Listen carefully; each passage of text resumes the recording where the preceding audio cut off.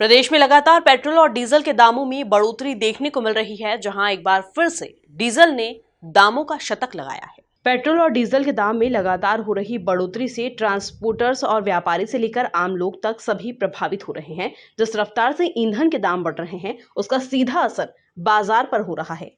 जिस प्रकार से पेट्रोल के दाम बढ़ रहे हैं, वाकई में चिंताजनक है और इस कारण से गरीबों में मार पड़ी रही है, सभी में मार पड़ रही है।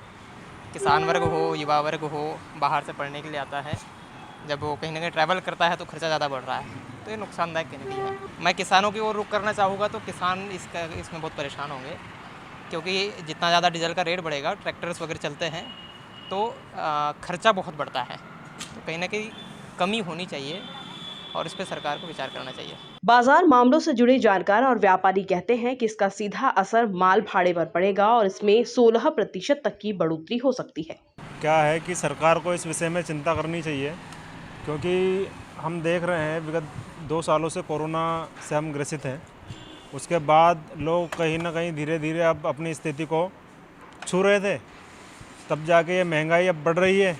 इसमें जो मज़दूर वर्ग है और जो गाड़ियां हैं, भाड़ा है, और किसानों के लिए ट्रैक्टर में उनको डीजल की आवश्यकता पड़ती है, तो किसान कैसे करेगा। अब क्या है कि फसल का दाम तो कम है लेकिन डीजल महंगा है, तो जो खर्चा है वो भी नहीं निकल पा रहा है, तो इसलिए किसान भी दुविधा में हैं। कुछ किसान आत्महत्या कर रहे हैं, तो ये तो सरकार को विचार करना चाहिए इस पर, और डीजल का भाव तो कम करना चाहिए और डीजल पेट्रोल का विकल्प निकालना चाहिए, जिससे किसान को आसानी हो। भाड़ा जो गाड़ियाँ चलती है उनको थोड़े से राहत मिले।